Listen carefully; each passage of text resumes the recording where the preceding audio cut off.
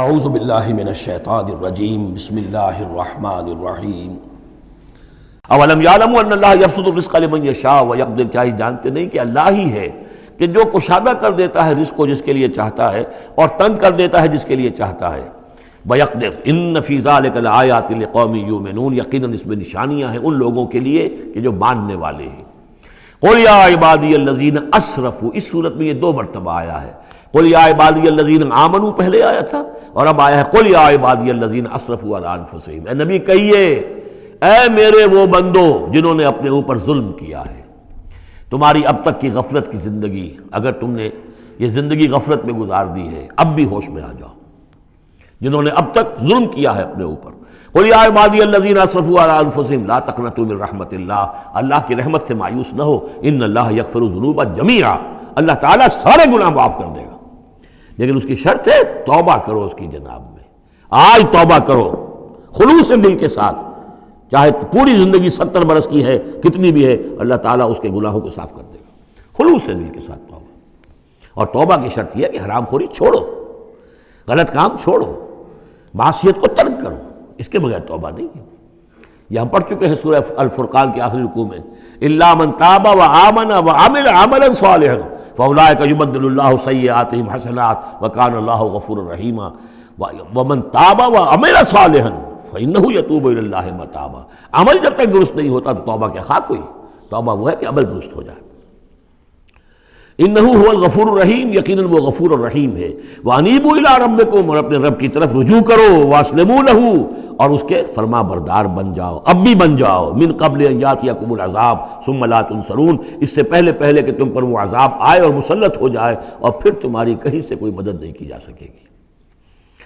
واتبعوا احسن ما انزل الیکم، یہ اس سے پہلے بھی آیت آ چکی ہے نا، آیت نمبر 18 میں تھا فیتبعون احسن۔ یہ قرآن بھی جو تمہیں راستہ دکھا رہا ہے اس میں درجات ہیں، اونچے ہیں۔ السابقون الاولون من المہاجرین والانصار والذین اتبعوہم باحسان، یہ درجے تھے کہ نہیں تھے؟ درجہ شہادت ہے، درجہ صدیقیت ہے کہ نہیں ہے؟ یہ سورہ حدید میں جا کر مزید مضمون اور کھلے گا۔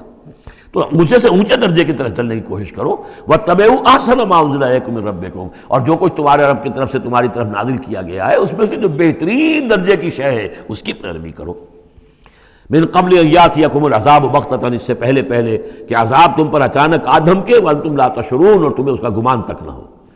ان تقول نفس، مبادا پھر اس وقت کوئی جان یہ کہے، یا حسرۃ علی ما فرطت فی جنب اللہ، ہائے میری حسرت، ہائے افسوس مجھ سے جو کوتاہی ہوئی اللہ کی جناب میں، اللہ کے حقوق کو تو میں نے پہچانا ہی نہیں، اللہ کا دین مغلوب، اور میں لگا ہوا دنیا کے دھندوں میں اپنے زیادہ سے زیادہ کمانے میں اور عیش اور اپنے سٹیٹس، اور وہ سٹیٹس سمبل ہی کو معبود بنا رکھا ہے، اسی میں اپنا پورا تن من دھن لگا دیا ہے، جبکہ اللہ کا دین مغلوب پڑا ہوا ہے، اور میں نے اس کی کوئی محنت نہیں کی، میں نے کوئی کوشش نہیں کی۔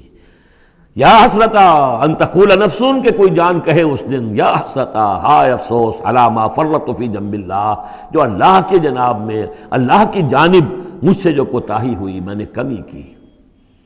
وَإِن كُنتَ لَمِنَ الصَّاغِرِينَ، اور وہ جو کافر تھے وہ تو، میں تو رہا وَإِن كُنتُ لَمِنَ الصَّاغِرِينَ، میں تو بس مذاق ہی سمجھتا رہا، میں نے کبھی سنجیدگی سے لیا ہی نہیں بات کو۔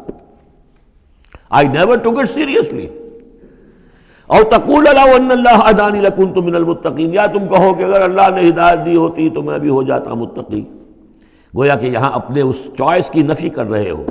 اللہ نے تمہیں اشرف المخلوقات بنایا اور تمہیں اختیار دیا تھا، اما شاکرا و اما کفورا۔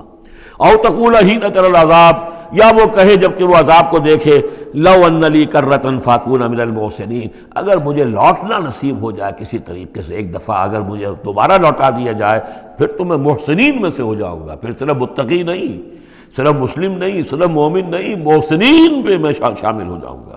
بلا، کیوں نہیں، قد جاءتک آیاتی، آئی تھی تیرے پاس میری آیات، فکذبت بہا، تو نے ان کو جھٹلا دیا تھا، واستکبرت، اور تو نے تکبر کیا تھا، وکنت من الکافرین، اور تو نے کفر کی روش اختیار کی تھی۔ ویوم القیامت تری الذین کذبوا علی اللہ وجوہہم مسودہ، اور قیامت کے دن تم دیکھو گے ان لوگوں کو جنہوں نے اللہ پر جھوٹ باندھا تھا کہ ان کے چہرے سیاہ ہوں گے۔ الیس فی جہنم مثوی للمتکبرین، تو کیا جہنم ہی میں ٹھکانہ نہیں ہے ایسے متکبرین کا؟